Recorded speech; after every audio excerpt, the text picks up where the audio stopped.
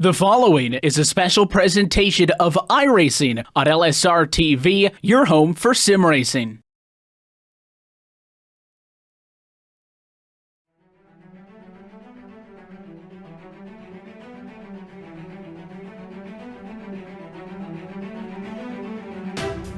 Tonight from the Charlotte Motor Speedway, we go LSR TV All-Star Racing with the drivers of the NASCAR Peak Antifreeze iRacing Series live tonight on LSR TV and iRacing Live, where we put the points behind us and go bragging rights racing with some of the best oval sim racing drivers in the world. Cars on track getting set to qualify, so as we get set to drop the green flag, let's take a step back and look at last Tuesday's race, round 6 at NASCAR Peak Antifreeze iRacing Series with this week's iRacing race recap as we look back at Kansas. We're happy that you're spending a Tuesday night with us on RaceSpot TV and iRacing Live. Pace car down and in, and no hesitation from your pole sitter. Logan Clampett is gone. We're racing in the NASCAR Peak Antifreeze iRacing Series from Kansas. The 46 car easily into turn 1. Little bit of nervous energy per se around here as we work lap 15. Oh, there's going to be contact with the 83 machine. The 34 Abusa hangs on. Still sideways, and he's going to get the 5, and there they go. It's Conti up into the outside wall.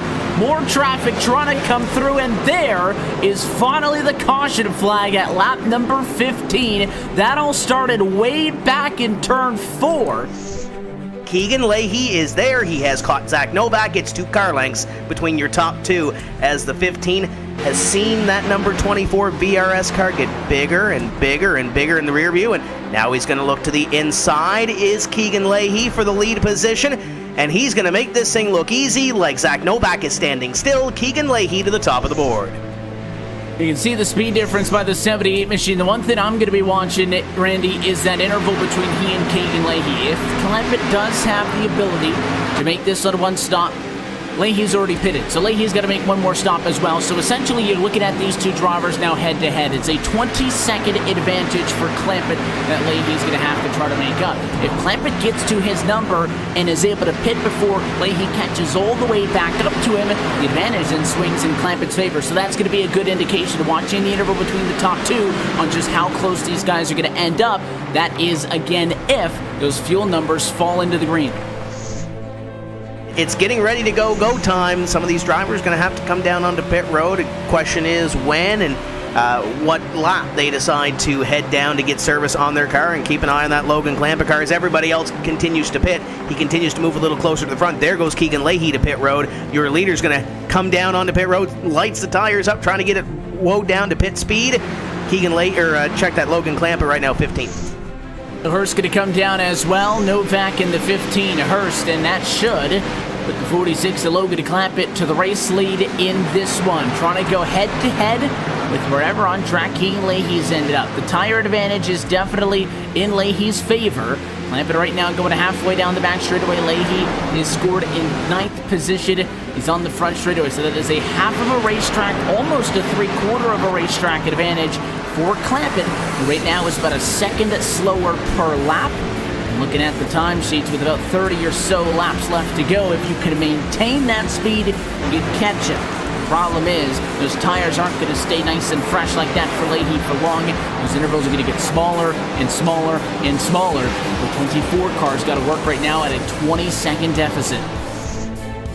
There are 5 race cars between Logan Clampett and that second-place car of Keegan Leahy. Leahy moves underneath the 10 of Vincent to put one more behind him. Still got Overland in front of him, or still got the 7 of Ryan Lowe in front of him. Still got a couple of cars there that are in between the two, but Logan Clampett still a wee bit slower on that strategy. Is it slow enough to get Keegan Leahy up there in battle for it? And oh, by the way, how wide does that Richmond Raceway car get as he is on the apron right now? Loose! That's it for Clampett. There he is on the inside. The 46 car spins, and Clampett is into the inside wall. 8 laps from completing the call, and he gets into it with lapped cars there into the outside wall a few times, but that time you'll see the replay. He gets sideways, goes down low, and I think it might have been a little bit of contact. No, nobody touched him. He just got stuck there, Tim, right on the transition from the flat to the banking. He couldn't hang on, and Logan Clampett tried to get a little bit too much out of that car. You go on board with him, no contact, just lost it, spun out down pit road. There's no caution, and Keegan Leahy's your race leader. A foul up the inside of the racetrack, side by side for P2. He'll crowd him off at the quarter, and Ray Alfala is going to get the second position with 1 lap left to go from the Kansas Speedway. No hopes of catching Leahy. That's a 2-second difference. The racetrack not necessarily clear in front of the 24, but isn't in any sort of position to force himself to make a move. And he'll cruise off into 3 and 4. Didn't need the flair for the dramatic to try to mix it up. He had confidence in his race car. So good all night long. And Keegan Leahy going to be the second multi-time winner of the year. Leahy, your winner from Kansas in the NASCAR Antifreeze iRacing Series. Second win on the season, accompanying a win from Phoenix earlier this year.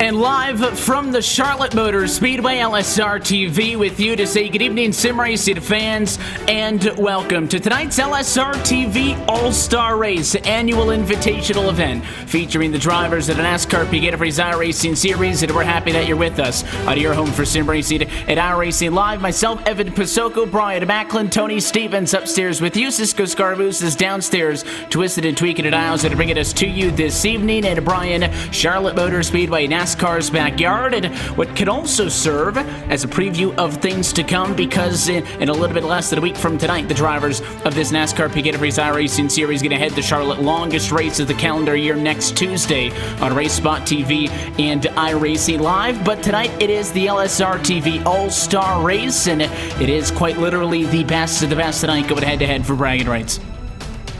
It's going to be a very exciting race tonight. The thing about tonight is these guys are not out here racing for points. There's no money. There's no prize on the line as far as that's concerned. It's just go out here, try to get the win, and try to be as aggressive as you can. And I look forward to seeing what these guys are going to be able to do. And these guys are also all running the same setup here tonight. In the Peak Series, they always get to run their own setups, and they can put their own little twist on it to try to get the car as fast as they want. Well, here tonight, all of these drivers are running the exact same setup, so it's going to be raw speed out of the driver that's going to win this race. Yeah, if we look forward to what you're going to see on Tuesday, Tony, this is really nothing like it. As Brian mentioned, fixed setup here tonight, so all the drivers happy to work with the same thing, as opposed to where each team can get their own little twists and tweaks into it. But of course, the distance, 60 laps total distance tonight. We'll have a competition caution about 3/4 of the way through. We'll break it all down in just a minute, but this one is really a sprint race, and there's going to be a little bit less than 20 cars in this one. Again, only previous race winners, champions, and all-star race winners invited to this event, so it's for certain going to be a different on-track dynamic. It is definitely going to be a different on-track dynamic, and one of the things that also is going to make it very different, aside from the fact that the setup game is a little bit different, is the pit strategy game. In a typical impasse race, you're able to come in, take tires, and put 4 skins on that thing anytime you like. However, here tonight, those skins are limited. You're limited to 1 tire change per the rules. We would assume that's 4 tires, but depending on how you interpret it, it could be 2, it could be 2 and 2. It's hard to really say. We'll see how all that plays out, but ultimately, you're not going to see everybody try to go pit, and with a sprint at the end of this race, Evan, it certainly is going to make things interesting to see if it becomes a tire management game, or exactly what strategy is going to win this one. And it's the placing on that competition caution, Brian, that's going to make that strategy so interesting in this one. We're going to race for 60 laps. Should also note, though, because this is an exhibition, if we get a caution at the end of the race, we will have the ability to have a green-white checkered and race it out to the end. We've seen that in the past in this LSR TV All-Star race, but pit road will close at lap 44. Feel free to pit up until that point. but then a competition caution will come out at lap number 46. If you pitted during green flag conditions before that, obviously not going to be able to pit under the yellow flag conditions, or do you wait and just pit then? That'll set you up for about a 10 lap to go shootout to the end, maybe even a little bit less than that. So I think that it's really wide open for what the teams have, and for not being able to work with this setup on the car, I think they've done a good job putting this event together and given the drivers and the teams enough strategy options to make something happen on themselves. And I have to tell you, I'm very excited about this format, having the one pit stop being allowed here tonight and having the competition caution to set them up for a 10-lap sprint to the finish. This is going to be a very exciting race, and I look forward to seeing what these guys are going to do. As Tony mentioned, just because it says one tire change, that does not mean they have to take 4 tires at that pit stop. They could take 2 tires if they choose to, and if they make that decision to go ahead and do that, then it's definitely going to change how this race is going to play out. You might see a guy that's running in the middle of the pack come in, take 2 tires, and yeah, he's going to have the track position, but the left side tires or right side tires, whichever one he does not change, that's really going to play into how his car handles. So I'm very excited to see how this thing is going to shape up tonight. There was an All-Star Open about an hour ago, so you'll see some additional names qualified into this race that did not meet the criteria of previous race winners and champions and so on and so forth. We'll break it all down over the course of the race, but cars are on track qualifying and it's drawn to a close, so let's go trackside and take a look at tonight's LSR TV starting grid. Pole position going to go to 2017 race winner Bobby Zelensky, the 27.835 for him. Best out of everybody, he's about 100th of a second faster than Jake Nichols, who start in the number 2 spot, and they will make up the front row in this one. Michael Gass, the 54 car, going to roll off in 3rd position tonight. He's accompanied by the 37 and Ethan Lyon to the outside of row 2, starting in 4th, and Keegan Leahy will round out your top 5. Logan Clampett will start in that 6th position here tonight. Marcus Richardson will start from the 7th position. Then we have Eric J. Smith starting in the 8th position. 9th goes to Taylor Hurst. And how about Ray Alfala starting 10th here tonight? That is a bit of a surprise to see Ray all the way back on road number 5. Next 5 on the grid are going to be Casey Kerwin in the 14, John Garlinski piloting car 21 from 12th, Hayes Cattell in the famous number 80 with Teloff in his trademark 51 in 14th, and 15th place starter is Chris Overland in the double clutch number 47. We'll round things out alongside Chris Overland. You'll find the number 22 machine. That's going to be the Ford Fusion of Femi Ola. Now we're getting into the drivers who qualify into this one based on some of those provisionals for the Open a little bit earlier on tonight. Garrett Lowe will start 17th, no time in the queue, and it is the same story for Liam Brotherton. If the 17 does get to the grid, he would be the 18th and final driver, although it looks like 17 may be the magic number on the evening. Light's going to be out on top of the pace car as soon as we roll. Going to get set to go racing from the Charlotte Motor Speedway, 1.5-mile racetrack. If you've gone anywhere near the sim, you're very familiar with this racetrack. We're going to racing 60 laps total distance tonight, means 90 miles between the drop of the green and the checkered flag. And also joined up at the LSR TV booth by Michael Gorilia as our LSR TV driver analyst tonight. And Michael, tell us a little bit about what's it going to take to get around this racetrack, and again, what is an uncharacteristically shorter race for these drivers, what they're going to have to do to find success. So tonight with this setup, it's basically all about consistency. When I did the Open today earlier, I noticed a lot of the guys who were up front were just trying to stay consistent, stay to a line that they liked, whether it's a high set or low set. But it's all about throttle consistency with the setup. The setup was very loose, and in the Open we had the late afternoon skybox, and it was just a little bit loose for most of the drivers' likings. We had a few wrecks.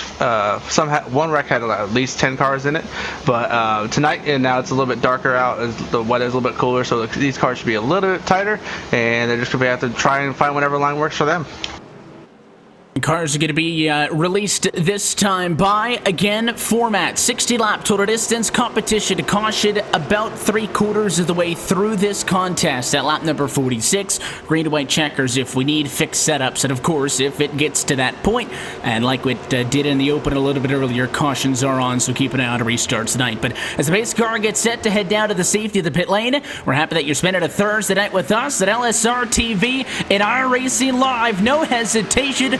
Pole sitter Bobby Zelensky already check it out to turn 1, and we're racing in the 2018 LSR TV All-Star Race. Fight for second, going to be the place to be, and it's Michael Gass moving up for the inside of row 2. He'll jump 3rd to 2nd, and it's Nichols who goes backwards. Nichols is going backwards, and he's being challenged by Keegan Leahy on the bottom of the racetrack. Down here in turn 3, Leahy slides into the corner, almost makes contact with a 73 as they come off the corner right there. Jake Nichols gets sent up the racetrack. He's able to stay in line right now, but here comes the 37 of Nathan Lyon now trying to make that move on him for position, and they are side by side as they head down into turn number 1. Here goes Keegan Leahy sliding up the track once again, and it looks like Nichols is going to try to fight back. It's a great run coming off turn 2, and he is door to door with the 24 as they work down the backstretch. He was using those 24 degrees of bank to come off the outside and keep it even with Leahy. The 24 going to get the advantage into 3, and he's going to get that spot. So another one up for Keegan Leahy. That 73 of Nichols down too early, but he'll be able to tuck in line. The fight between Nathan Lyon and Logan Clampett has those two preoccupied, Tony. That's for 5th and 6th. Yeah, very conservative here in the early going, and really not a surprise, but things are starting to pick up for the lead already. Zelensky and Guest starting to go at it. At least they were briefly out of turn 2, but this battle from about 5th, 6th on back, side by side. We touched earlier about how the tires and how the pit strategy comes into play here. I don't think you're going to see guys really push you early. I think they're going to try to feel this out, and of course, with the way these cars can be a little unpredictable early in a run, they certainly don't want to take themselves out here early, as finally it appears they're starting to settle in with one another. Yeah, Smith is going to win that battle. Eric Smith started at 8th, and he'll take a spot away from Nathan Lyon, who has only gone the wrong direction since the start of this one. But it was a good point that you made, Michael Guest, again, really countered what was a very good job out of the gates for Zelensky. Got on the bumper, and now the 83 is going to pull a little bit extra. That was a very bad exit off of 4 for Michael Guest. Here comes Keegan Leahy up the inside of the racetrack. If you watch that race recap from Kansas just a week ago, it was Leahy who found victory lane for the second time this year. How about an all-star win, the 24 up to 2nd? And how about... I said, Evan, one thing, I don't know if you noticed it, but off of turn 4 a lap ago, big wiggle by Guest. That's what affected that exit. That's why he lost so much momentum.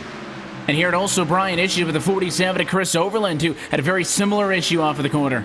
And Chris Overland coming off of turn 4 about a lap ago, he actually had that car pointing towards the infield and somehow managed to get it going back straight in the right direction, but did slide through the grass down the front straightaway and lost all of his track position. He's currently back in the 17th position, and he has fallen out of the main pack here, just trying to hang on at this point. And unfortunately for a driver like him, with only having that opportunity for one tire change, Evan Pasoko, after having that slide, he's stuck on this set of tires unless he wants to come in and pit early, because if he does that now, he cannot pit at the competition caution at lap number 46. So he's definitely got to mind his tires for the rest of this run. And again, you can absolutely pit. Pit road is going to be open all the way up through the completion of lap number 44, but on a racetrack like this, you have to wonder if you're going to be able to get back into a good enough position to get a lap back. You might lose lead lap status from that pit stop battle for the race lead. Here comes that 24 of Leahy. Took advantage of a mistake on a Guest, and Zelensky showed a little bit of a bobble that time off of 4, and we're side by side for the race lead at lap 8. Zelensky, though, doing a good job of getting back into the gas. They'll be even down the back. And despite a lot of guys not really running the top, Evan, it's really starting to come in, or at least the point that everybody can kind of hold their own up there. And Zelensky doing a solid job of it. Pinching Leahy down right there. You saw Leahy bobble, and that was key. He had to back out of the throttle ever so much and allowed Zelensky to go ahead and motor back around. But all that side-by-side racing, guys, has allowed the rest of the field to start to close back in. And now suddenly here's Guest and Leahy racing for 2nd. But it's cool nighttime conditions, 65 degrees trackside, and the atmospheric conditions on this weather that we were talking about at the start of it all, Brian. So you would think that nighttime conditions combined with relatively cool conditions in the sim would give you just about as much grip as you could ask for at Charlotte. But these drivers were given some feedback before the start of this race talking about just how touchy this fixed setup that all the cars are running. And I think you saw it right there because Leahy was really sawing back and forth on that wheel when Zelensky crowded him down low. But it was a good reason for the 83 machine, obviously, try to take the 24 out of a comfortable position, and it was able to put him back up to the race lead. So nice defensive maneuver by the Ford Fusion of Bobby Zelensky to maintain P1. And it is very hard when you are driving a loose setup like these guys are having to do to try to make a pass on the bottom of the racetrack like we saw Keegan Leahy doing.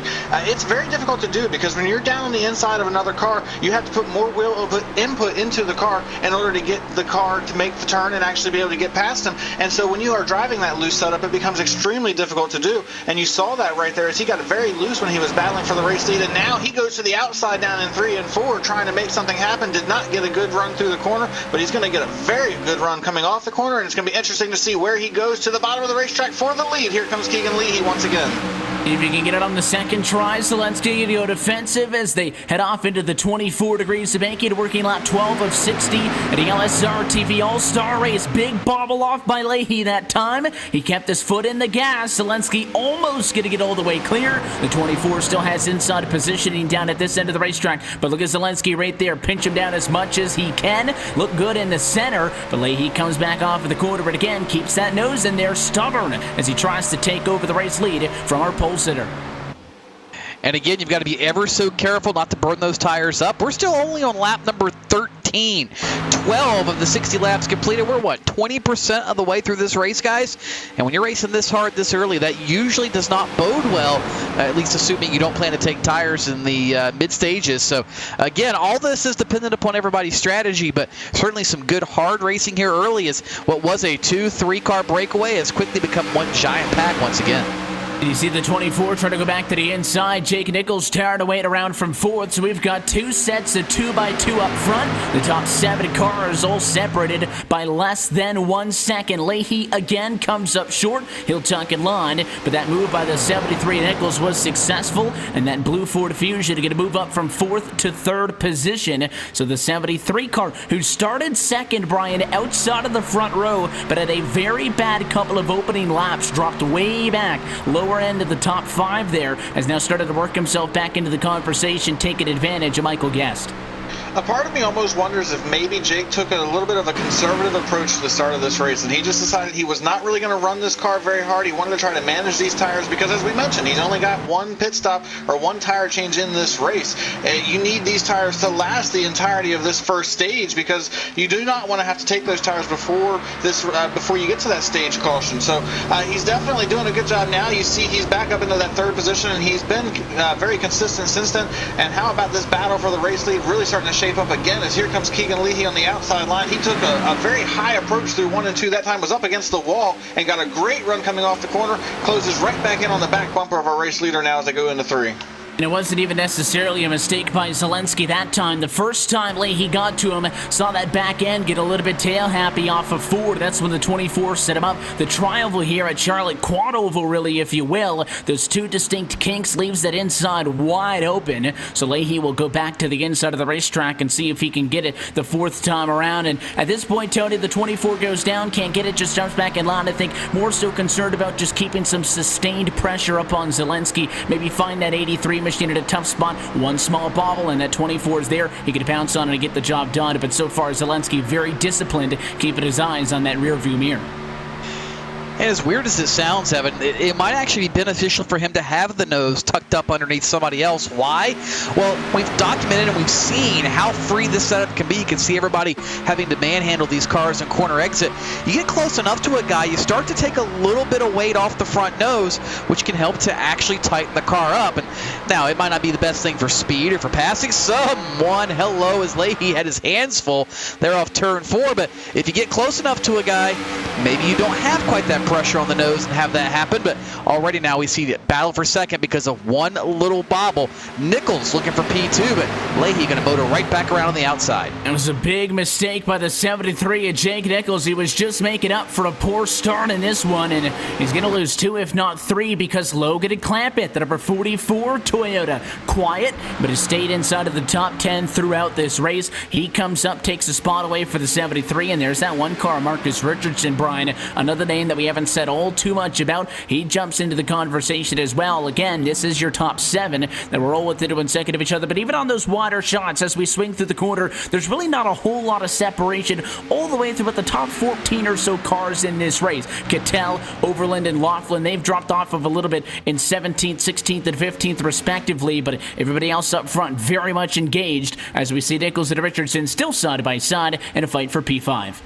And it's amazing to me when you have a field that's this tight together, how quickly you can lose track position. Like we just saw with Jake Nichols. He was running 3rd about 2 laps ago, and now he's back here battling for the 6th position with Marcus Richardson just because of a small bobble coming off the corner that cost him that much speed and that much momentum. Now he's back here battling with these guys, but the battle is on for 2nd place right now as you've got Michael Guest trying to challenge Keegan Leahy for that 2nd position. He's down on the bottom of the racetrack, and now Keegan gets to be on the opposite position. He's been on the bottom of the racetrack trying to get around guys here so far tonight, but he gets to play that defensive move right there where he's able to hold off Michael Guest on the outside line. He maintains that second position, but how about that 44 of Logan Clampett up in Sogo? He is almost right here with these guys, ready to challenge for that top 3 positions.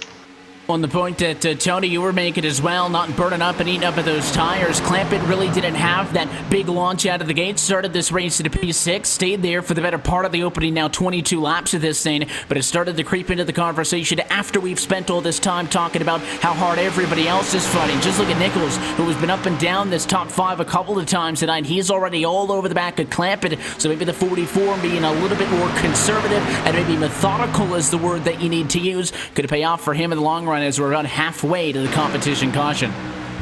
It makes a huge difference sometimes, and remember, it's not exactly how you start the race, and these cars are so sensitive to abuse early in the run. The problem is, when you get in a huge pack of cars, the natural racer instinct is to, I got to stay ahead of these guys. I qualified the pole, I qualified third, whatever.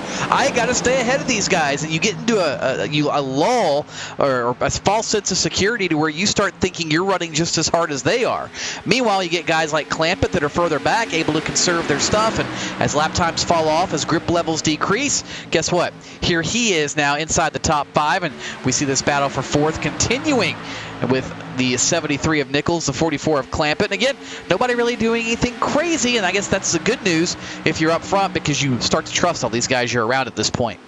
And again, you talk about the names that are in this series. Again, drivers who have qualified in based on wins, championships at the top oval sim racing level. Drivers who are very much familiar with one another. Leahy, Gast were really going at it a couple of times there, as things are still very condensed up front. Ray Alfala, somebody else who is starting to creep into the mix. Fixed setup might favor the driver, the number 2 Ford Fusion. He's on the back of Marcus Richardson in that number 2 LSR TV Ford Fusion. So keep an eye on more drivers. Clampett, we just noted, up to race high P4 for him. So there's a couple of names that were not in that good battle first 10-15 laps that are starting to get there. I wonder how many spots you want to get there before you get to that stage break. Meanwhile, big bobble for Keegan Leahy out front. That 24, like driving on black ice out there. He'll allow Michael Guest to get to his inside. It's great news for Bobby Zelensky out front as they fight for second. Yeah, Zelensky is loving what he's seeing in his mirror right now, because as long as they are racing for position behind him, that means he can try to just maintain the gap and not really have to worry about it. He hasn't had much pressure in the last 5 or 6 laps because these guys have been racing behind him, so that's really worked out in his favor. And much to what you were just saying, these guys need to start thinking about that track position, because we're not that far away from that caution coming out. We're already on lap 27 of this run. The caution is going to come out in less than 20 laps, so these guys have got to start positioning themselves for that caution to get on the pit road so they can get their fresh tires and be ready for that last little 10-lap run at the finish. And we're getting very close to that point. And Ray Alfala, as you mentioned, he has been very quiet here tonight. He started back in the 10th position. At one point, he was outside of the top 10. He's now climbed back up to the 8th position, and he's battling with Marcus Richardson right now for the 8th, 7th, and 8th position. But he has just not had the night that I think any of us really expected him to have, sitting back here outside the top 5 after almost 30 laps. He was trying to get around to Marcus Richardson. That did not work. The driver who started 7th maintained 7th. One of the Chaos Crew drivers in that Toyota up front just in front of him. But now side by side, even behind that exchange for the final spot in the top 10, Taylor Hurst and Nathan Lyon. That number 37 Lyon, Tony, really struggled tonight. He's started up top 5, almost out of the top 10 completely. We almost went 3 wide there with Smith taking a look to the inside and Garrett Lowe pinched in the middle. But the 37 car needs something. He needs something fast. It has not been good for him since the drop of the green flag.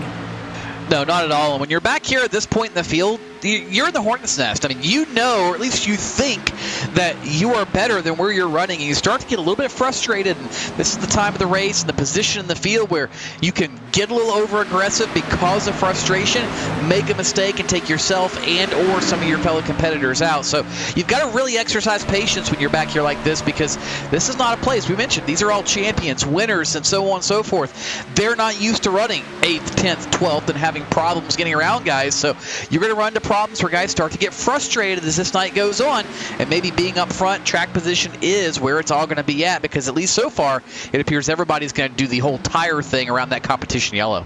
Yeah, nobody has since dropped off and come down to the pit lane yet. Could still see somebody pull the trigger in the 15 laps between now and when that competition caution does come out at lap number 46. Keep in mind, pit road closes at lap 44, but so far, nobody in for service in a battle for the race leader gun. Keegan Leahy is going to get sideways, and what a save for the driver of the 24 Chevrolet, trying to get up and around. Zelensky got so sideways, and Brian somehow didn't take out the 83 or himself. It warrants a second look as we take a peek on the LSR TV replay. What a job for not wrecking a bunch of race cars.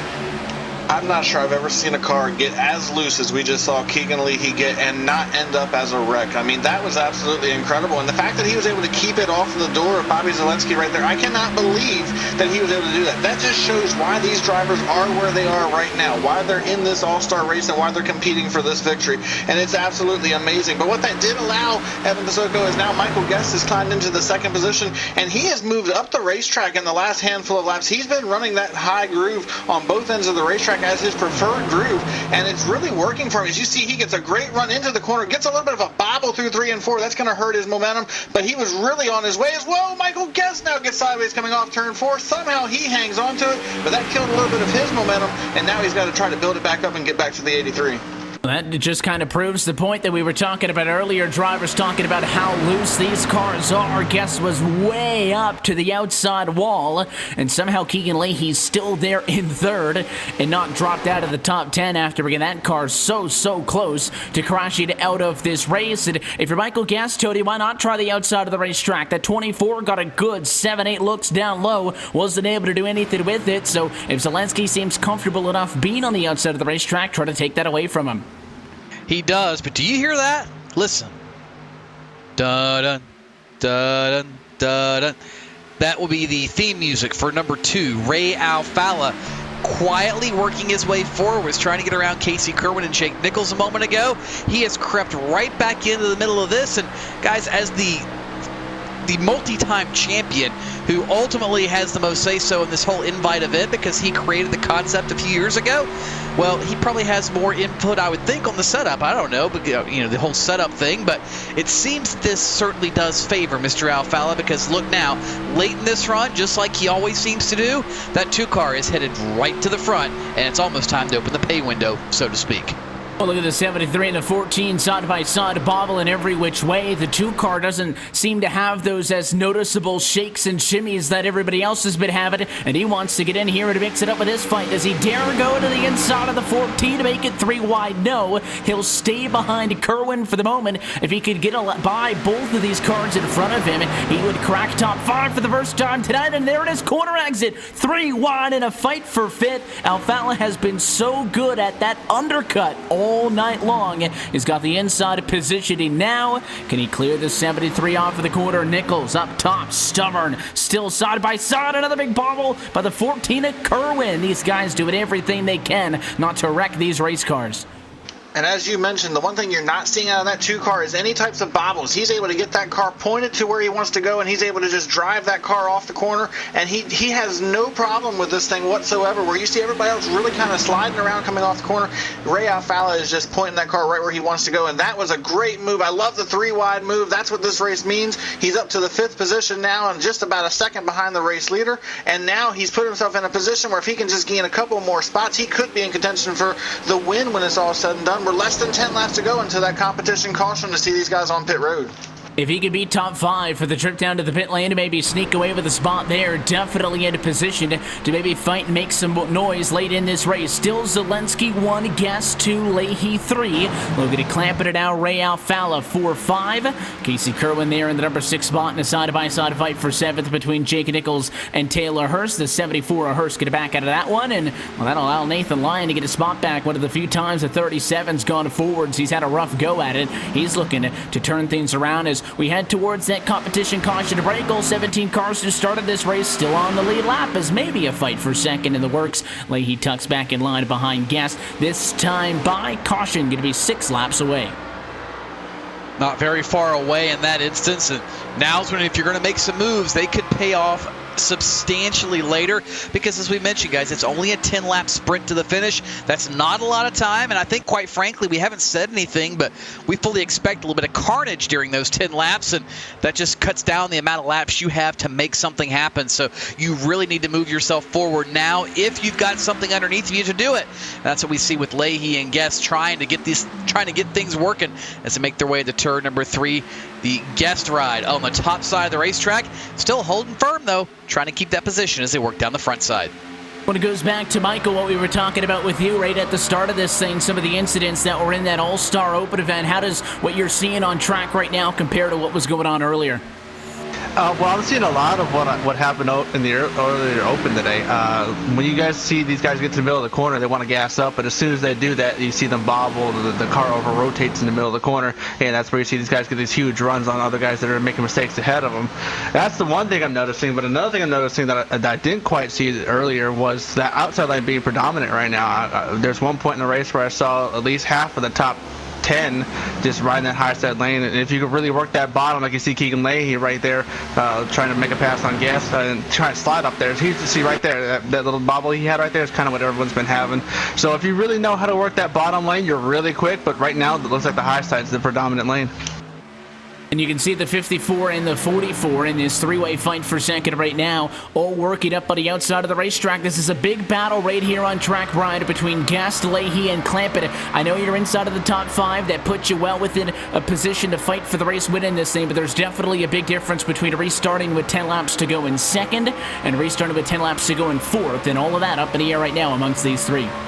Yeah, for these 3 drivers, those couple of positions are very, very important. It sets you up for your pit stop because it's one less car you have to follow on the pit road if you can get by one of these guys, or maybe both of them if you're Logan Clampett, and it gives you that opportunity, as you mentioned, to possibly restart on the front row for the restart, and we're only about a lap away from that competition caution happening, so if you're going to get that position, you have to get it right now. Logan Clampett looks to the inside. He's trying to force it, maybe possibly 3 wide, but he just doesn't quite have the run he needs, but still side by side right in front of him. Now he's able to get the run to get to the outside of the number 24 of Keegan Leahy. Can he hold on to try to take that position away down here in 3 and 4? He has the preferred line, in my opinion, and he's going to try to pinch down Keegan off the corner, and it looks like he's going to get him. Leahy gets loose once again, slides it, somehow hangs on in the grass, but he's able to hang on, and he's going to lose a couple of positions as a result of that. This time by, in fact, next time by the start-finish line, the competition caution is going to come out. Another fantastic job by Keegan Leahy to hang on, but you can't not admit that that slide is really going to hurt him as we come to the break in this race, and the caution flag is out as we head into 3 and 4. There is your competition caution. Bobby Zalenski going to be your race leader through all 46. Not sure if maybe Guest might have clipped him at the line once or twice, but your pole sitter has been up front all night long and looking pretty sporty, Tony, through 46. He has been looking sporty through this portion of the event, but guess what? The pay window hasn't been opened. Sure, we've had some chances to see what people can do, but things are getting ready to change. Whether you take 2 tires, whether you don't pit at all, depending on what you do, and of course, for that matter, whether you give 100% instead of 95 or 98 or whatever you've been giving behind the wheel, things are about to change because this is a completely different scenario than what we've had the first 45 laps. It's time to go cash checks, boys, and when that happens, things pick up. There's going to be Zalenski, Guest, and Clampett 1, 2, 3. Alfala Kerwood 4, 5. So the 2 machine gets an extra spot on that one as Leahy dropped back. But here we come down pit road. 1 change of tires allowed. Thought maybe somebody would mix it up and come down during the first green flag under this race. Not the case. So is it simply going to be a case, Brian, of who can get 4 tires fastest? I think you have to take 4 tires right here. There was over a 2-second drop off from the drop of the green flag to where these guys were when the competition caution came out. You have to go for it. Now the question is, do you make any mistakes on pit road? It looks like everybody gets into their box very cleanly, and looks like, I believe, at least down here on pit road, everybody's going for 4 tires and a splash of gas. And this is a very pivotal thing because they do not have to fill the cars up. That could help with the handling for this last little run. Looks like the number 83 of Zalenski is easily going to win the race off of pit road. Michael Guest will come out in the second position. And how about Hayes Cattell? I believe he might have been one of our 2 tire takers. This is going to mix things up, Evan, because now this driver right here is going to have 2 left side tires that have been on this car for the entire race, and now he's going to be restarting in the 3rd position. He was scored in 17th position when the competition to caution came out, and Hayes Cattell is going to be scored 3rd off of the pit lane. That will currently put him 4th overall because the 21 Chevrolet of John Gorlinski did not come down pit road. Do you dare stay out? He doesn't look to pit road the second time. We've got a new race leader. I think people are thinking it, and I'll go ahead and say it. Rip Field. Gorlinski's been known in the past to do some pretty crazy things as far as pit strategy goes in events like this. He's not afraid to mix it up. He's not afraid to take a chance, but guys, we've seen how loose these cars are getting. Now, mind you, Gorlinski, Cattell, a few others were way back in the back of the field, perhaps saving their stuff, not sure. But this is a pretty gutsy move, and I think, again, there's a lot of people out there typing rip me, rip Field, something along those lines, because this may not end the way we expected, and it's going to certainly be a crapshoot, no doubt. He'll go from 20 seconds off for the race lead up front. I know we're not technically halfway, so how about we'll call it your competition to caution reset. Let's take a look top to bottom at your iRacing, the midway race break brought to you by iRacing, the leading online racing simulation developed from the beginning as a centralized racing and competition service. iRacing organizes, hosts, and officiates races on virtual tracks all around the globe. And in the fast-paced world of esports, iRacing is your one-stop shop for online racing with officially sanctioned series by the likes of NASCAR and many more. Second half of the race only going to be 10 laps long, but this is how we'll line them up. What do we do? John Gorlinski is going to be scored as your race leader as we get set to complete lap number 49. Bobby Zelensky will join him on the outside of the front row with the 4 fresh tires. 4 fresh ones for Michael Guest as well. He will end up 3rd for the restart, and then the 2-tire call for Hayes Cattell to start in P4, and then Rael Fowler knocking on the door. 3-time champion, 2-time All-Star winner rounds out your top 5. Logan Clampett will start in the 6th position, then Keegan Lee, who's been battling for the race lead all night long, he is restarting in 7th. Nathan Lyon will start from the 8th position. Casey Kerwin starts 9th, and rounding out the top 10, Garrett Lowe is in 10th. The guys further back in the opportunity section here on the restart, they're going to need some significant help to get back to the front, or to the front, period. Include Jake Nichols, Eric Smith in the 15, Marcus Richardson in the 1, Taylor Hurst, Femiola, Chris Overland back in 16th, and Tyler Laughlin in the 17th spot. All those drivers, as we said, going to need some significant assistance from those in front of them to have a shot at this one.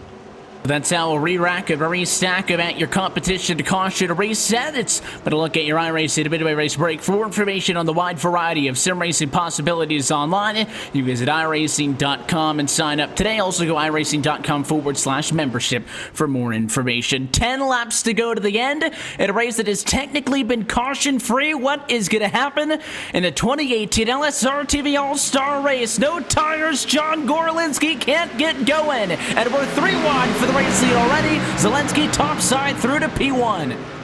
Zelensky's to the race lead. Here comes Rael Fowler. Gorlinski on the bottom. He makes contact with the 37 machine of Nathan Lyon, and a big wreck down here in turn 1. Gorlinski is involved. Nathan Lyon is involved. Looks like Chris Overland's trying to slide to a stop, and this was what we were worried about with having guys on old tires at the front of the field, and it's going to bring out our first actual caution, and it was a huge wreck down here in turn 1. You can feel free to say I told you so, Tony. That 21, he didn't look bad right away. It looked like the car started to get going, but as soon as you started to get up to the gears, it just dropped off, and I thought that we might have dodged a bullet there with the first bit of 3 wide for the race lead, but then I just don't think we were expecting 3 wide in the quarter, and you can see that 21 machine of the replay just did not have the grip to stay down low, and it's not like he slid way up, but when you're 3 wide, that margin of error is just oh so slim, and that little bit of a knock to the left rear quarter panel, and Nathan Lyon kicked off a big mess in turn 2. Well, yeah, it wasn't a big deal, or at least it didn't appear to be a big deal, but when you've got everybody else who has the maneuverability of 4 tires where the car goes where you point it, and you have one guy who the car doesn't go exactly where you point it, that little bitty slip when you're literally a couple of inches apart can make all the difference in the world, and we saw it here. And yes, it's something we didn't want to talk about, but I think we all expected, given the nature of how things have been going, and nothing Gorlinski did wrong or did intentional. It's just a fact and a product of a old tire guy up front and everybody else trying to go for broke here in the final few laps. And it looked like maybe we were saying it or saving it for the end here, Brian, after going those 46 laps uninterrupted up into the competition to caution point. Again, I want to remind everybody that this race is going to lap 60, but because it is an exhibition, we do have the ability, if it so comes to it, to go green, white, checker overtime racing, so keep that in mind. But this will set us up for about a 6 or 5 lap to go restart when we get through to it. And by the time the contact actually happened, we were about 6th or 7th position down through the line. So our regular players are still up front, the names that we've been talking about all night. Zelensky to the race lead, Guest the second, Alfala third, Clampett fourth. All of those drivers were the ones that we were eyeing earlier on in this race, even before that competition yellow. Of course, drivers get taken out in that one. It would have been a long shot for them to get the job done from where they were in the field, but at the end of the day, you never want to see anybody get taken out by somebody else. But I think that core group of the fastest so far tonight are up front, especially for Clampett and Alfala, 3rd and 4th right now on track. That's the highest either of those two have been all night. They're going to go head-to-head against the guys who have been fighting for the race lead all night. Should be good when we look for the green flag again.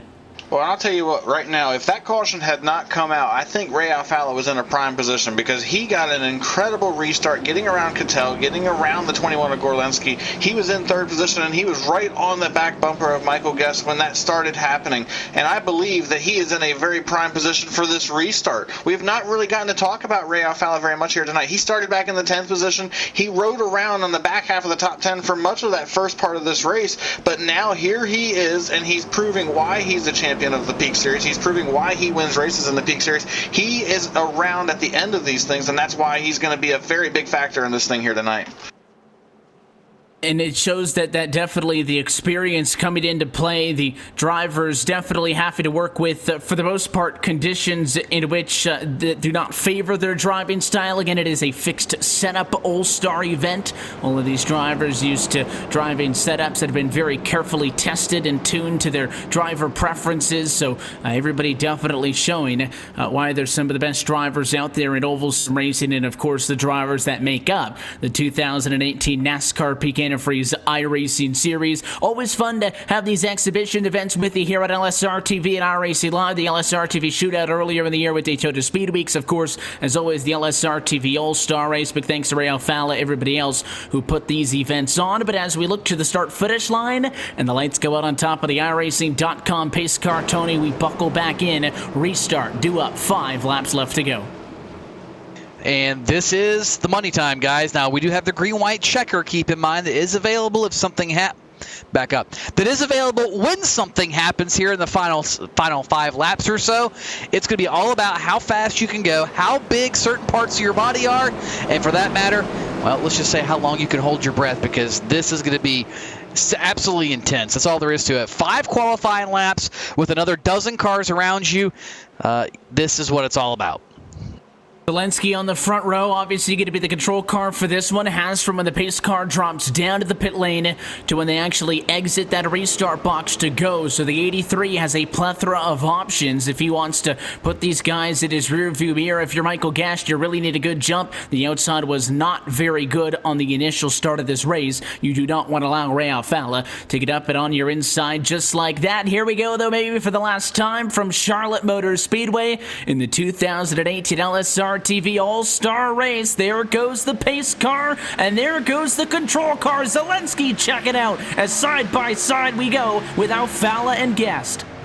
Alfala on the bottom, Guest on the outside. Alfala slams the car down into turn 1, takes control of that second position, and now he's got 5 laps to try to figure out how to run down and pass the 83 of Bobby Zelensky. Battle is on for 3rd position, however, right behind them is Michael Guest and Michael Guest and the number 06 of Garrett Lowe.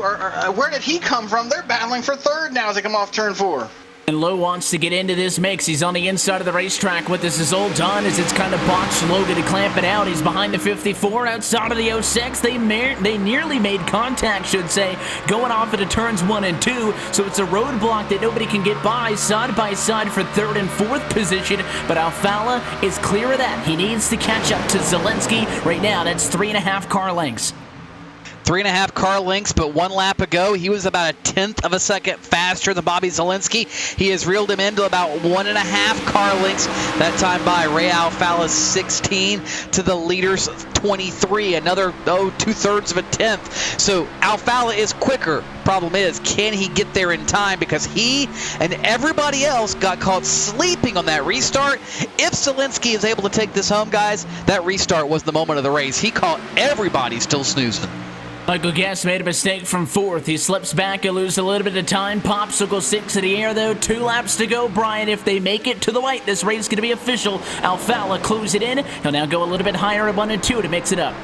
I'm with Tony. There was a point where I didn't think they were going to make it to the white flag, but things have settled down, and it looks like we have the opportunity to do it. Ray Alfala has to do something right now. He's down to a car length behind Bobby Zalenski, but Bobby Zalenski has had complete control of this race as they come to the white flag. Here comes Alfala. Can he do anything with him? And here comes Garrett Lowe right behind him as well. White flag in the air. If they fight up in 1 and 2, watch out for the 06 of Garrett Lowe behind us. Alfala traces the back bumper of Zalenski into turn 1. He'll take a higher line on the final lap. Does he cross over? Does he stay high? Both cars into the outside wall. Alfala, Zalenski, they all crash on the back straightaway. And breaking through on the back is the 44 of Logan Clampett. Slices by Garrett Lowe. He'll be the fastest at a turn number 4. Clamp Nation to victory lane. Logan Clampett wins the 2018 LSR TV All-Star Race at Charlotte. Well, we said things are going to happen, guys, and they certainly did. I don't think anybody expected it to happen maybe the way it did. You could see Alfala starting to use the top side, and it was pretty evident that Zalenski was not going to give him the bottom. So Ray went to the top, tried to get that better run through the corner and down the back straightaway. Got a fender on him, and Zalenski slammed the door. Reminded me a whole lot of the Kyle Busch-Denny Hamlin incident a few years ago in the All-Star race at Charlotte. Not a whole lot different here. And Logan Clampett, the one that kept his foot to the floor. Great job avoiding the chaos and ending up emerging as the victor.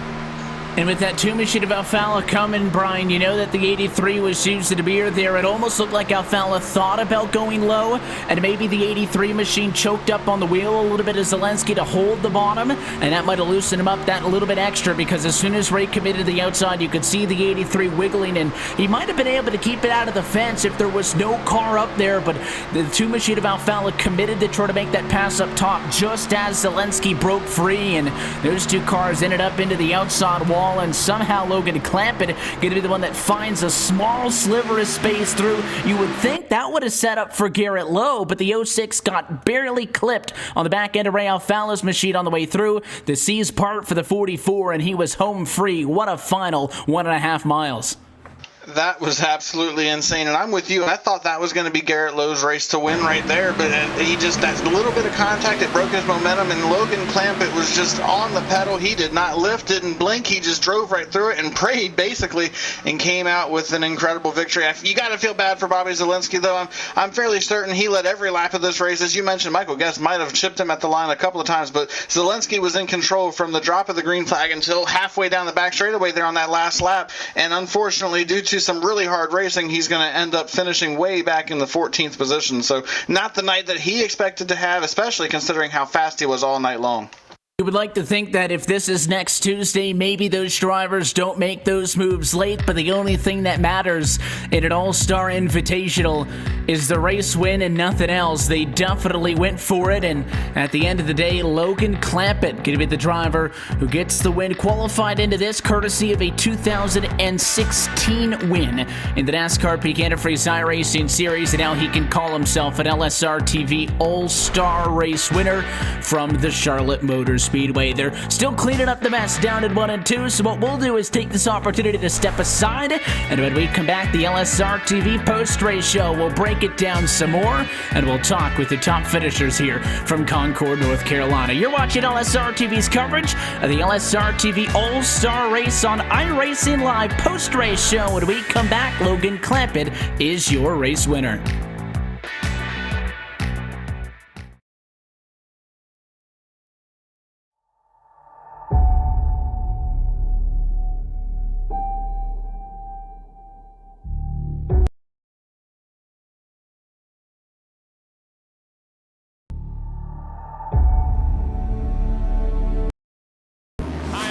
race. I'm driving the number 20 JGR Toyota Xfinity car this weekend. Really great opportunity here at New Hampshire at my home track.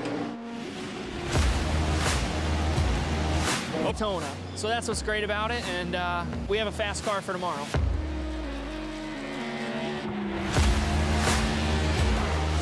I think the biggest thing is they're heavier cars. The tire's a lot different, and the way you go about setting them up is a lot different. They use all 4 tires more than a modified, where we typically drive off the right rear, you know, so.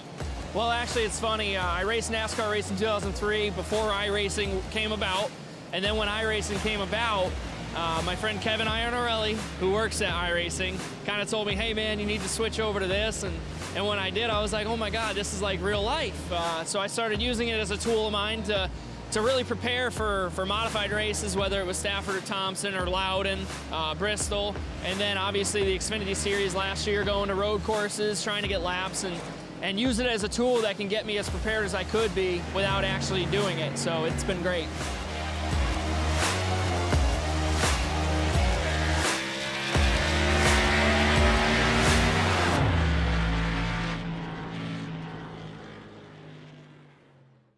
This broadcast is the copyrighted work of LSR TV, and it may not be rebroadcast, retranslated, or used in any form without the express written consent of Live Sim Racing LLC and iRacing.com Motorsport Simulations. LSR TV would like to thank you for your support, and we hope you enjoyed tonight's broadcast.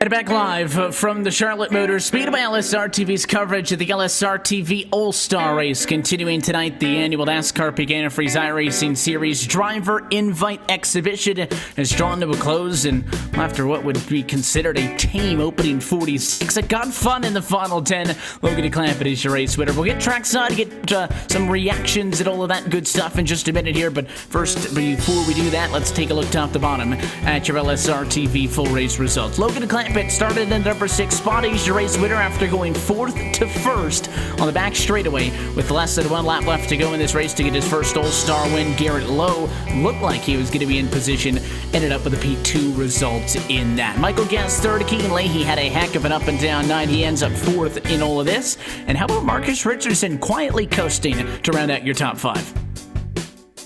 Yeah, great run for Marcus Richardson right there. Taylor Hurst will finish in the 6th position. Femi Olot will finish in 7th. Jake Nichols had a wild night. He started in 2nd. He's going to fall back to finish 8th here tonight. Eric Smith will finish 9th. And how about Chris Overland? He had that slide through the infield in the first stage, fell outside of the top 15, and he comes home with a 10th place finish here tonight. Great run for the number 47 machine. Continuing on through, Hayes Cattell ended up at 11th position. John Gorlinski 12th, and Tyler Laughlin rounds out through your top 13. Those were the drivers who actually made it to the end of this race. Names that were fast that don't get anywhere near the finish that they deserve. Bobby Zelensky ends up being scored 14th, unable to make it all the way back around to the end of this one. Ray Alfala ends up in 15th position, along with Nathan Lyon 16th, and Casey Kerwin at the very back in 17th. That rounds out your field top to bottom with a look at your LSR TV full race results. Let's step down, though, to victory lane from Charlotte Motor Speedway. Logan Clampett, your race winner tonight in the 2018 LSR TV All-Star Race. And we'll talk with the driver of the number 44 machine about it. Logan, congratulations on the win, my friend. Tell us about that one, because you did a very good job, but we really broke it down. Get into the end of that first run towards the competition yellow. You guys weren't forcing the issues. You were creeping yourself up into a position, and the biggest thing we said is if you're top 5, you have a shot to win this race, and that ended up being exactly the case. What'd you see at the end? I saw Ray Alfala's and Bobby Zelensky's bumpers out of the final corner, but I'm still shocked. Even though I know it wasn't an official peak race. I know it wasn't, but that's still shocking. I can't believe that happened. I wasn't expecting that. But I guess I'll take it. Well, there's no way that you can complain about it for sure. How'd you feel, though, in the car tonight? The big things we talked about, obviously the dynamic weather, but of course the fixed setup. You guys aren't able to tweak it, adjust anything like you're going to be able to Tuesday when we come back here to Charlotte for the longest race on that 2018 NASCAR Peak Antifreeze iRacing Series campaign. So what are some of the things you had to work on? How'd you get a handle on the race car? It looked like a lot of people were about wrecking every single lap, and either you were really good at hiding that, unlike some others, or you guys were able to figure something out. Well, it was obviously fixed setup race, so everyone was running the same thing. But I just tried to keep it as smooth as possible without getting loose, because obviously you're going to be so inconsistent trying to wheel it every single lap. But like I said, the top five was just all even like that whole like first stint. So I was just, I wasn't feeling comfortable down on the bottom. It was more center lane where I wasn't getting loose off, so that really helped. But that's the only line that really worked for me, at least. But everyone else, like Bobby and Keegan, they were running the bottom pretty easily. I know Jake was pretty quick all race. Jake Nichols, he was just, you couldn't really pass on the inside. I could tell. I know Marcus tried to pass me. Jake tried to pass me. I know a couple others did though. It was clear that our pole sitter in this one, Zelensky, had to figure that one out because he made sure that he pinched Guest and Leahy and them down low a couple of times. I know you mentioned it's not an official peak race. You guys are out here racing for bragging rights, but that being said, I know it has to feel good to go up head-to-head against the guys that you're racing with at a week-by-week basis and come out on top for sure. Yeah, I wanted to be back in the 44 since it's not like an official peak race and it's not on the peak schedule and it's hosted by Ray. Also, shout out to him. Thanks for hosting. But just thanks to all the guys. I know I wasn't in the Richmond car either. Sorry to them, but thanks Richmond Raceway, Chaos Crew, NX Racing, SimSeats, Kicker, Proline Trailers, Granite Devices, SimuCube, SimLab, V Racing, and then of course JDR Graphics on the car, and Heyman Hustle Forefront, and you guys for broadcasting, and obviously Peak for the series, and also a lot of sponsors. Also follow my Twitter LClamp44 if you already haven't. But I think that's about it.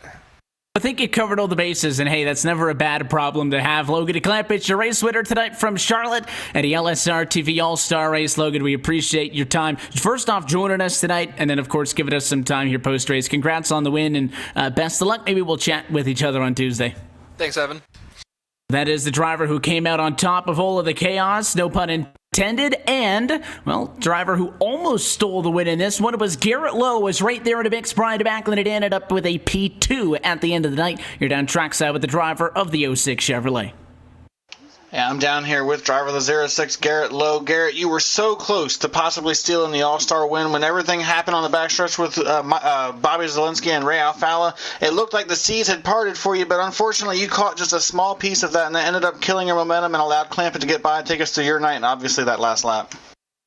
Yeah, our night was pretty good. I just wanted to make the race, and we did that. We accomplished that through the Open, and I appreciate Ray putting this on every year. It's pretty good event, something I look forward to continue to do if I can, and just learned a lot tonight, just racing with people that you don't always get to race with on the service. That's always nice. Certainly learned a little bit here and there, and just kind of rode around in the back for a little while and tried to get racy, with about 10 to go in the first stage until the competition caution, and got a few spots, but that restart was kind of where everything kind of picked up, and I was able to pick up a few more spots, and unfortunately that last lap just tried to turn left, but just barely caught Ray's bumper there and kind of stopped me. And talk about the challenge of knowing that you only have one set of tires. Obviously, the All-Star race is a very unique race, 60 laps. You only get the one opportunity to put tires on the car. How hard is that as a driver, especially once you start feeling how the car changes and how the tires really begin to fall off? How hard is it for you not to want to make that trip down to pit road? I know in regular races, sometimes you'll split the race up into 30-lap segments and come to pit road and get the tires and have that advantage. How hard is it to adjust from that style to having to run the whole length of this thing without having to come to pit road? Well, I think tonight was a little bit different with only having one set, considering we went green all the way. So I think that kind of took out people from trying to short pit and split it up like you were talking about. But it definitely makes a difference. You have to kind of change your strategy. You can't just, go all out for 33 laps and, do that kind of strategy or however long you want your run to be. You kind of got to pace yourself and make sure that you have something around when it comes down to the end.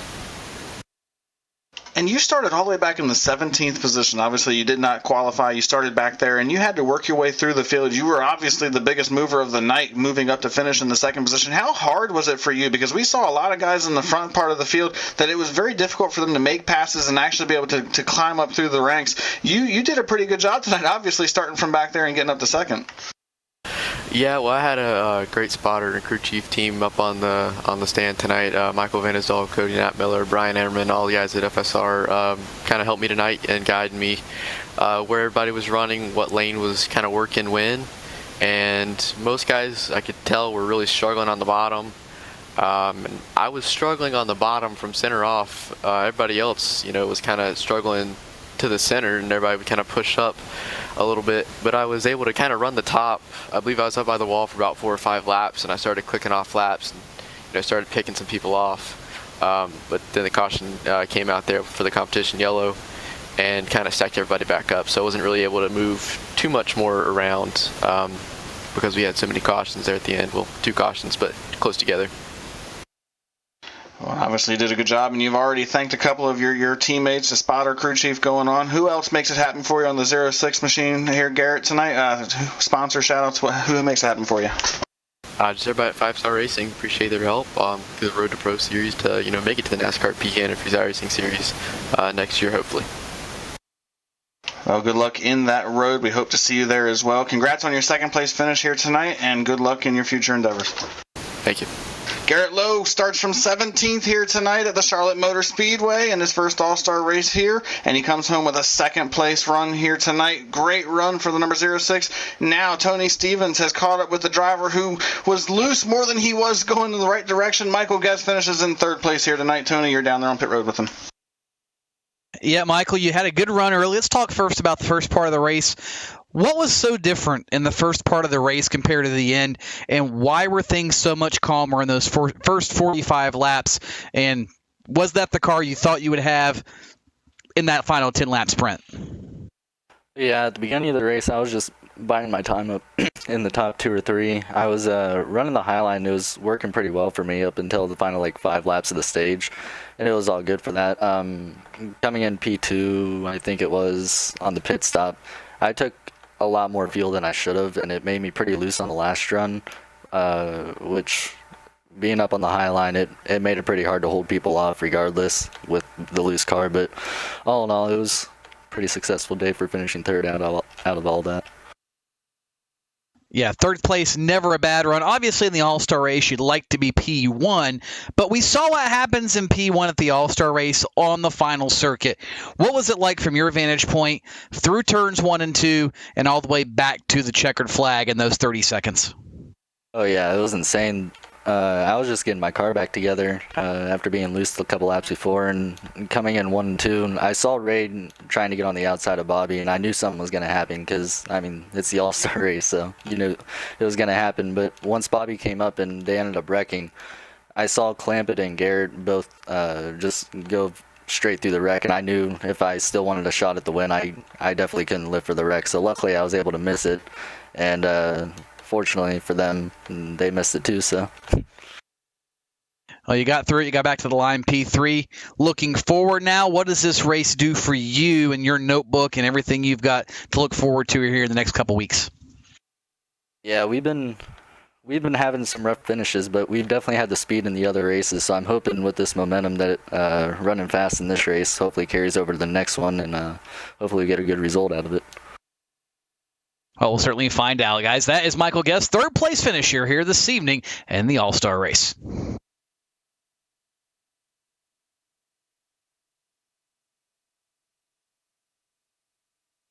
And I think Michael or Evan or somebody's trying to go, and Brian, somebody somewhere trying to make things happen. Brian, who have you got here for next interview subject? I'm sorry, yeah, I was having some technical difficulties. I'm down here with our fourth place runner, Keegan Leahy. Keegan, you had a wild night as well. We talked about you running up there battling with Zielinski for the race lead a couple of times, but it was very difficult trying to pass him on the bottom. Take us through your night here tonight. Yeah, you pretty much summed it up there. It's so hard to pass on the bottom, especially when everyone's running the same setup, and I was running against some really fast drivers up there. And that's actually the most fun aspect of tonight, because I really don't run fixed setup races like at all. So it was really cool to see everyone on the same playing field and really see how I stack up against everyone. And geez, everyone's so close. And talk about how difficult it was. We saw you racing with Zielinski for the race lead, and you could not make that move on the bottom of the racetrack work. We saw you a couple of times try to squeeze to his outside, and you had that struggle all night long and just never could quite get the job done, but still a very impressive run for you. When you have a setup like this, obviously you're used to running with open setups where you can just go out there and make your own tweaks, but when you have a fixed setup, how difficult is it to make that adjustment when you really can't change anything on the setup and you just have to adjust your driving style? Well, especially since Ray makes it so hard on us, he gives us such loose stuff to drive. But it's definitely fun. It makes for a good show. And yeah, Bobby he didn't make any mistakes when I was under him. So if he carries momentum off the corner and I don't get clear, then there's not much I can do. And especially when there's people behind me, I got to weigh the risks of people maybe getting to my outside and passing me, which is actually what ended up happening later in the race. And yeah, I'd probably do a bit better in this race too if I didn't make any mistakes, but I was definitely letting it all hang out literally and figuratively, so it was a fun night. And on the initial restart, I saw at least on the initial restart after the competition caution, you kind of backed out of the field and just kind of let everything go. Were you expecting the chaos that we saw down in turn one? Because it certainly looked like you did. Yeah, I just got hung up in the pack there. I certainly wasn't leaving anything on the table there, especially at the end. And, well, I pretty much kept my foot pinned to the floor on the last lap there, trying to get through the wreck without losing any spots because I knew the caution wasn't coming out. So, yeah, I knew there was going to be something going on, but I didn't back out of it, that's for sure.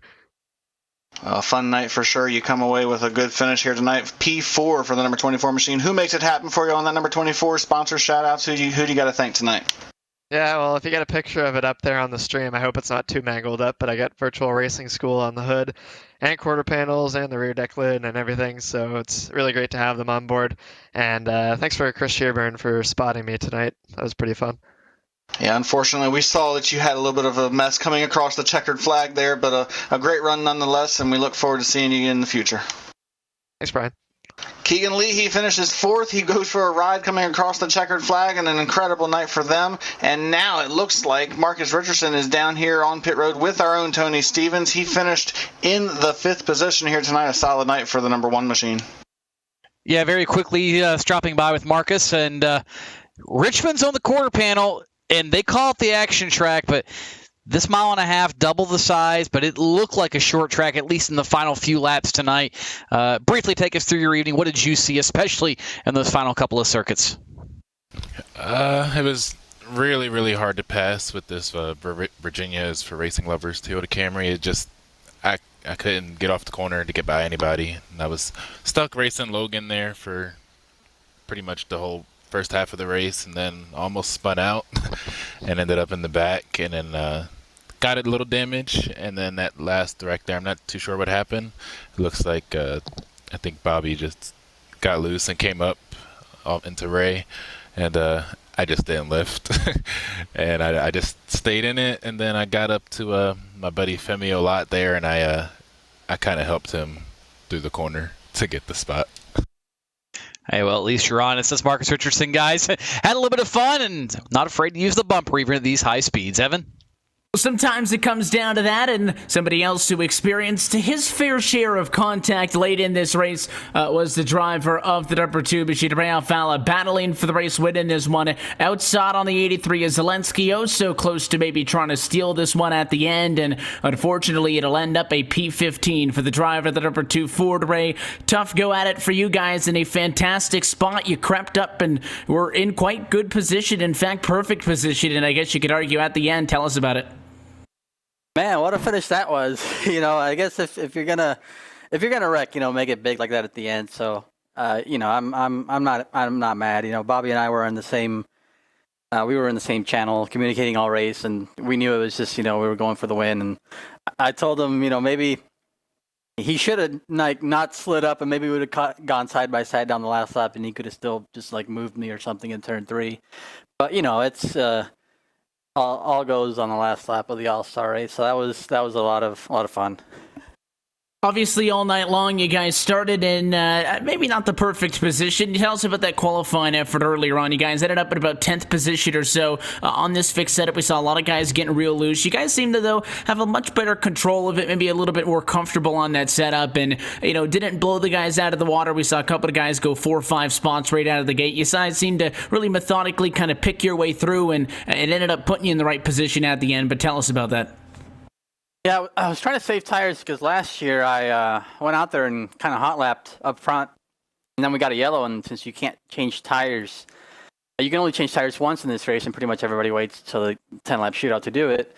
So if a caution comes out and your tires are worn out, then, the guys that save their tires back there, they have a big advantage on you on the restart. So I tried to save my tires a bit, and I ran around 10th, and then I kind of realized, okay, they're not going to crash, so I better make my way to the front, and that took basically forever, and I think I got up to 4th or 5th by the time caution came out. So after that, a couple guys, I think Ben Gorlinski stayed out, and then Brandon Cattell took 2 tires. So there was different strategies up there, and I was just surprised to be really where I was at the end, and I figured, if I just followed Bobby's tracks, I wasn't going to go anywhere. So I tried the highline a little bit, and it started working, and we ran out of room off turn 2.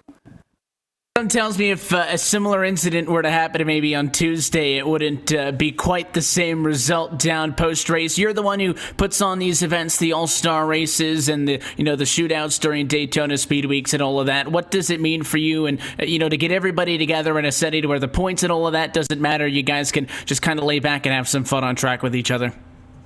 Yeah, it's an event we've been putting on for the past, 6 years now, since 2013, so it's the 6th event.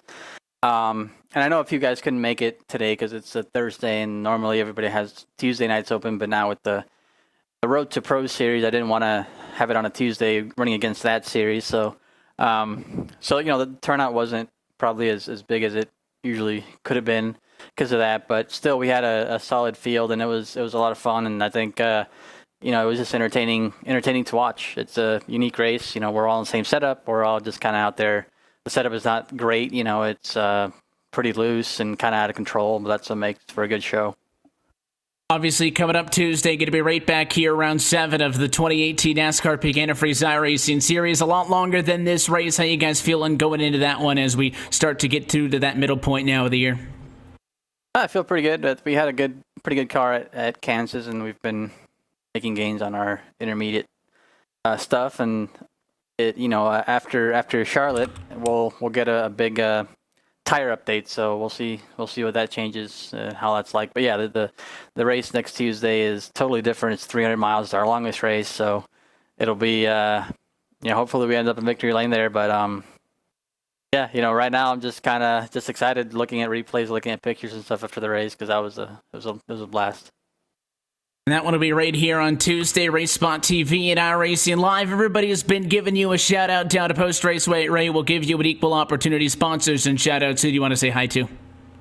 Well, thanks to LSRC for putting the event together, iRacing, and Peak for the series on Tuesdays. And, we'll see if we can get the virtual racing school in Victory Lane on next week. And also, big thanks to Liam Brotherton and Delonte Ballard to help with the adminning and making sure people were taking the correct amount of tires and throwing the yellows and things like that. And thanks to Self for spotting. And hopefully you guys enjoyed it.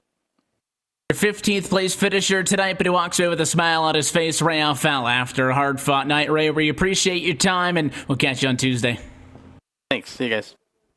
Man behind the 2018 LSR TV All-Star Race. And as we bring things back up top, Michael, I'll toss it back with you if you still got your headset on as sitting in as our driver analyst. You were down there trackside for the LSR TV All-Star Open. Up top with us for the All-Star Race. What were your thoughts on it? It was pretty much a good race for the most part. The setup made it very challenging for these guys to really do anything. We saw a lot of mistakes, especially going out of the corner, giving guys big runs, making it really hard to pass, as you heard the drivers say in the interviews. So it's just a fun race to watch them try to methodically work their way up to the front. We saw the bottom kind of work for some, and the top side work for others. So just a battle of the setup and each other, and it turned out to be a really good finish there at the end. And Clampett somehow weaved his way through the win. So yeah, surprise win, and just a great race overall. And Tony, thanks for hopping up top with us tonight as well. I know these names are very much familiar with you. I want to thank you for joining us at the LSR TV booth for what was a fun night. Again, these all-star races and all of these exhibitions that we get to take a look at. Obviously different than the normal heat of the moment on Tuesday nights, but it was a fun race, I think, for all of us topside, and happy that you were able to step in with us. Glad to be here, guys. Starts a long trek for me personally of what's going on the next few weeks, starting this weekend at Bristol with U.S. Short Track Nationals and all kinds of other things going on my network, Pit Row TV, with the physical world racing and so on and so forth down the line. So just consider this the warm-up act, but it was a good one, and as always, fun to join you guys.